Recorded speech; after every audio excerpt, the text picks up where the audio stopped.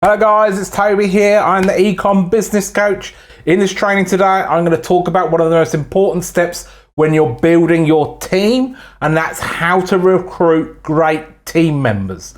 Now, as you grow your e-commerce business, this is a skill set you're going to have to learn and implement into your business. You're going to have to build a team to cope with the demand and the growth of your business and to do the work so you don't have to. So in this training, I'm going to go through the 6 steps to recruit great team members so you understand what you need to do to recruit great team members for your business. So let's get into it.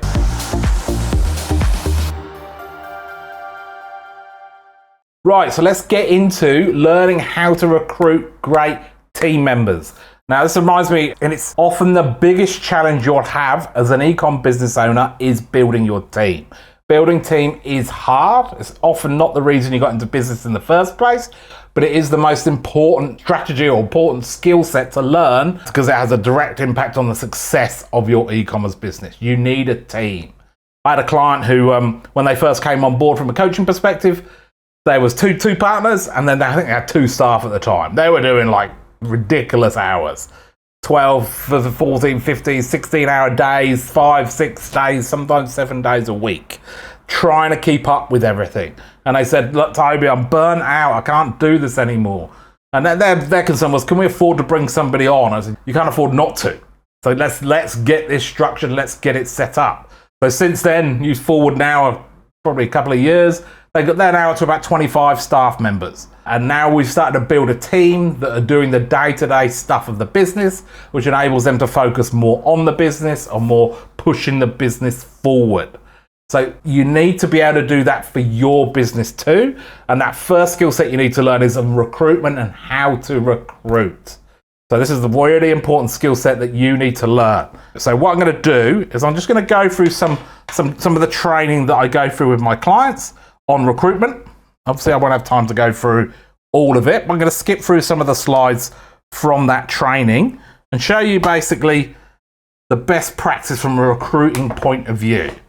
First, though, I want to start talking a bit about why building your team is really important, then why recruitment process is the most important step in building that team. Now, Jim Collins has written a book, Good to Great. If you haven't read it already, go and get yourself a copy and read it. It's a really good book in the fact that it's heavily researched, and what they did is they looked for companies, went from being a good company to being a great company. Their criteria was that it had to outperform their competition or the market by 10 times for like a 10-year period. So it had to be the same as them, then it went great and stayed great for a while. So then they picked out other companies who were in the same market that didn't make that jump, and they looked to see what the differences were. And I think they came up with about 6 principles where the differences were, and one of them was about building the team, getting the right people on the bus. This is a great quote here, where a company should limit its growth based on its ability to attract enough of the right people. So that's what they found when they were looking at the companies. It was people first. So they went and got the people that they needed first in their management teams before they pushed ahead with their strategy. Now, in a smaller business, you don't necessarily have that luxury, but you do want to find good people as you go to start to build up that strong core team who can help and support you. So often that's what I'll do when I'm working with clients. We'll start to get people in key roles that are the first formation of a management team, so that when we're ready and we've got enough income to pay for a management team, we can put that management team together, and then you can play as the owner a role within that management team, or you can manage a general manager even to run that thing for you. So then you can focus on the areas that you need to focus on to drive the business forward. But without having that team in place, you're gonna get stuck. Most small e-commerce businesses, quite often they start at home, and they'll start having stock in their garage or the shed down the end. They'll get some orders happening. They'll be picking and packing the orders themselves. Their partner's coming in from work and doing it at night, running off to the post office. But at some point, they have to then go and find somebody else to help them. And if they don't, then often they can get stuck because they'll never get past that level because they're too busy running around trying to do the work, get the work, do the work, get the work. Now, the issue is that in that scenario, is from a recruitment point of view, people often make the mistake as they don't recruit properly. And this is why it's important to learn the recruitment skills. They tend to go, okay, I've got a friend of a friend of a friend who hasn't got a job at the moment. I need some help. Let's get them in. They get them in. They come in. They go, here, can you do that? It doesn't work because you've done no planning, no preparation, no training. There was a reason why that person didn't have any work in the first place. And in the end, the owners go, oh, this is too hard. I may as well go back and do it myself. If you get the recruitment process set up properly, you're going to be likely to be a lot more effective, and you're still going to get hires wrong. Don't get me wrong. You're always going to get hires wrong. Every business owner gets hires wrong, but you'll know it's wrong quite quickly, and you'll be confident enough to move on and try again until you find the right hires. Another great quote here that I'll share from the book, and the metaphor in the book as well, which works really well. And this is what you need to think about your business when you're building your team. Like I said, building a team is the most important thing you're going to have to do in your business, and it's going to be the hardest thing you need to do. But if you think about your e-commerce business as the bus, and then what I tend to do with my clients first and foremost is to go, okay, let's work out where we want this business to be in 3 years' time. That tells us, okay, where's this bus going? What's on the front of the bus? This is where we're going. This is what we're going to do. Then you go, okay, what roles will we need filled by the time we get there? All right, now we know how big the bus needs to be and what the seats are on the bus. We then do your vision and your values and work out, okay, how do you behave on the bus? What values do you need to be on the bus in the first place? Then we look at your current team and go, okay, do this team members fit on this bus? And we'll share with them. I'll get my clients to share with them. This is where we're going. This is the roles. This is the seats on the bus. This is the values. This is where we're going. And what tends to happen is some people get off the bus. They leave over time because they don't want to go on that journey. Others get excited about the journey and really start to chip in and start to flower as an employee. And then we bring in new people. And this is where this quote is very great. So it's something about get the right people on the bus and the wrong people off the bus. And that's what you need to do when you're building your team. If you do those things, it can be very effective. I had a client who they built their business up, they grew, and the whole thing fell over because they didn't have a solid team there. And it relied too much on the owners. It got too big for them to cope with, and the thing fell over. So they had to go back to basics. And then they came to see me and went, okay, we need some help building the team. And we did this process. And they did really well when they recruited based on values. So everybody who came on, especially in that core team, shared the same values. So they had the same attitude and outlook on things. And obviously had the right skill set to do the role as well. And then we also had the right processes and systems in place. But that enabled them to grow a lot quicker and to be stable with that growth because they had a team that helped and supported them. And that's what you need to do. And that obviously starts with recruitment. So from a recruitment perspective, there's 5 steps in the recruitment process that you need to follow. And this is where people make the mistake. They jump straight over step 1 and probably step 2 and step 3 and hire their friend of a friend of a friend of a friend. So they just wipe all of this out and then surprise, surprise, it doesn't work. And then they go, I'm just going to go back and do it myself. But here, the first step is you do need to plan and prepare. So you need to work out on paper first, what is it that you need? And this is where you would plan out your organizational chart for what you want your business to look like, or the roles you need filled in your business. So you plan that out. And then you plan out the role you want. So I would put a position description together for the role and work out the type of person I want for that role. That's the planning. This is an organizational chart I did for a client a few years ago. And each box on here represents a role. There's quite a lot going on this one. Some of them are a lot simpler than this, especially at the beginning. But you can see here, these guys actually manufactured, they produced and distributed their own product. So they got a sales arm and an operations arm or production arm. They also did a lot of wholesale stuff for their orders as well. But you can see here, you got operations manager, then you got production supervisors, inventory supervisor, a pick and pack supervisor. So these are the different roles. You'll notice on this org chart that there's no names in the boxes. These are roles that we need to be filled. So this was I think it was their 5-year plan of where they needed to be. And then slowly over time, we filled those roles as we were able to. So as we grew to the level where we needed it, okay, now we slot somebody in there. And the owners got further and further up the chain. The idea being getting them towards being on the board. As you can see here, this org chart is upside down as well. That came from 1 Minute Manager and leadership. So 1 Minute Manager range, if you want to learn and read about management, is great. Some great books and great tips in there. But they talked about really, rather than putting the person at the top who's the owner or the board, you put it the other way around, with the idea being that manager there supports everybody above them. So you support people above them, but you need to design, okay, what roles are we going to be needing to do in our business? And really what you're doing when you're doing this is you're looking at all the tasks that need to happen for a business, and then you're working out, okay, who do we need to help us with those tasks? Because once you then got, okay, these are the different roles we need filling, and this is what we need, you then go, okay, let's have a look. I think I've got it here. Yeah, so let's then put a position description together for the role. So this is an example of role as a pick and pack coordinator. We all need pick and pack people to help us. But this really just lists then down the tasks that role needs to do. So it's very simple. Like, this is what we need to do, and you can see it's grouped together, and it's also got a percentage in there of roughly how much time you'd expect them to be doing it. Then we've got some key performance indicators showing that, okay, what results to expect from this role.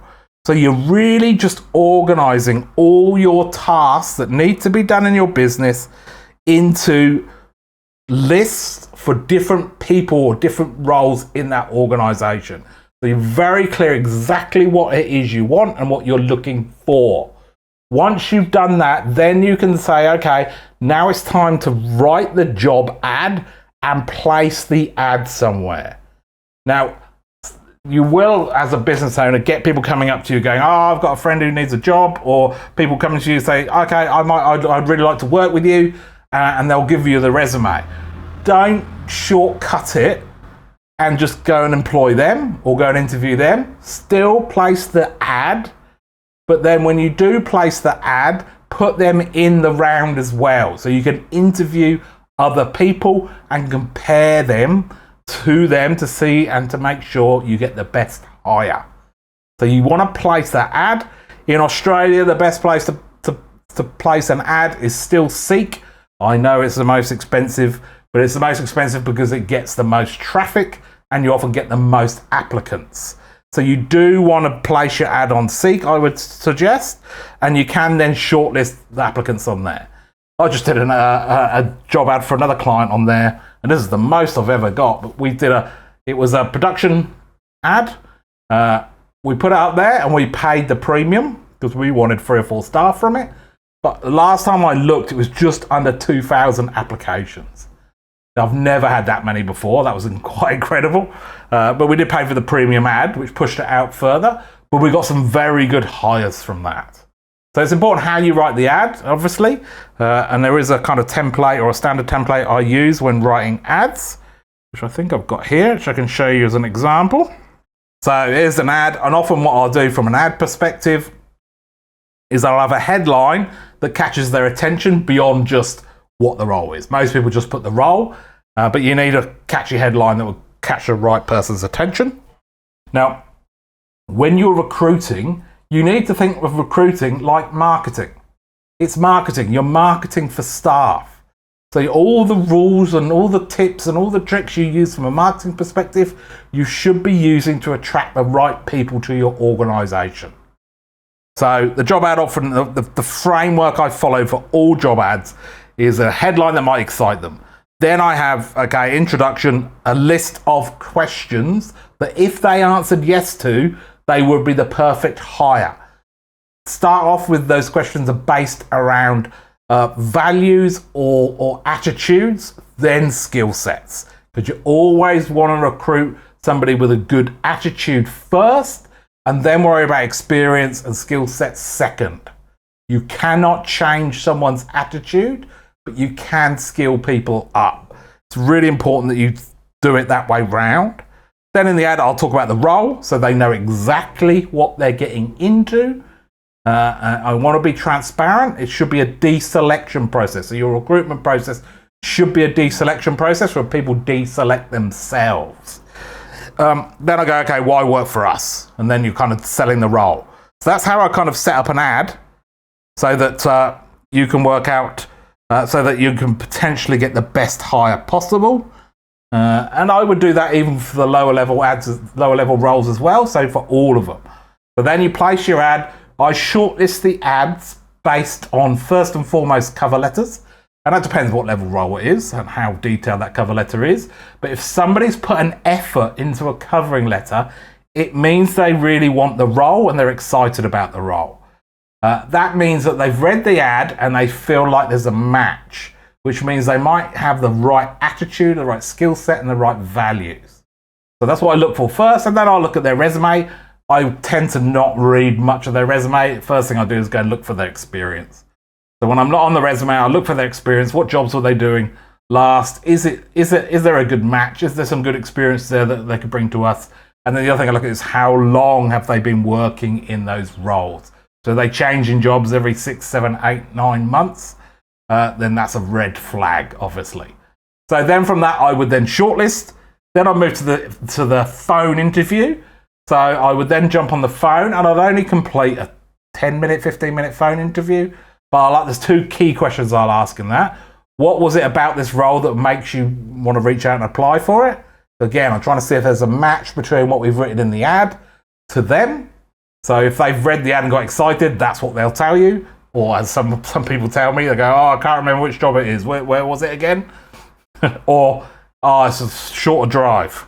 So you go from really excited to very basic, but you can pick up, okay, what it was. And the other key question I ask is why are you leaving your current role? And it's amazing how honest sometimes people can be. So you're watching out there for red flags, whether they're leaving for good reasons or whether they've done something that you wouldn't want them to do in your organisation. Then I would ask some other questions maybe about their resume. I'd talk a bit about the job and give them an overview of it to see if they're interested. Again, giving them a chance to deselect themselves. Then from there, I would do interviews. So then I would do face-to-face interviews. And obviously, the whole time you're shortening that list down. So then I would do face-to-face interviews. And depending on what the role is, you might give them a trial shift. Because ultimately, you cannot tell what somebody's like by an interview. Some people are good at interviewing. Some people aren't. But it's not necessarily a direct correlation between whether they're going to be good in the role or not. But if it is a pick and pack role, for example, you might get them in for a couple of shifts. Pay them and get them in for a couple of shifts and you'll know straight away.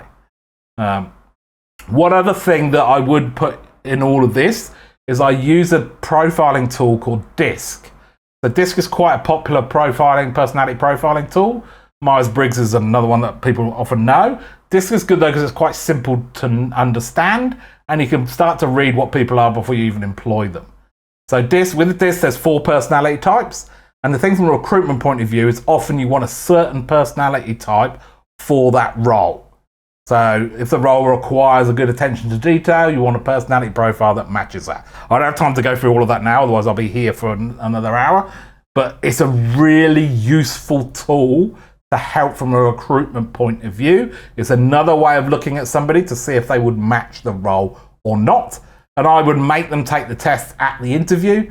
You also can pick it up. So often people will answer those types of things how they think you want them to answer. But you can pick it up when you interview them as well. So I would do that. Then the last thing on there is make sure you do the reference checks. Too often people don't do it. And look, the key thing is you're not expecting them to say bad things because they wouldn't have put them on their resume if they hadn't. But you want to see, okay, who is it? Is it someone that actually managed them or is it a co-worker? And okay, how keen are they to give them a positive review? And I'd ask them things like, oh, would you recruit them again? That type of thing. But you can get a feel from them as to, okay, there's some other evidence that this is a good hire. But do remember, even with the best recruitment process in the world, you're gonna get it wrong, and that's why you then need to act quickly when it is wrong too. So don't expect to get it foolproof, but that gives you a framework to follow to improve your recruitment process. If you've got any questions, then please put something in the comments. If you like this training, then make sure you subscribe to the channel. There's plenty more training like this, and I will be releasing regular training as well. And if you do want any help, there's a link below this to my website where you can book in a call with me. And I look forward to seeing you again next time. Cheers.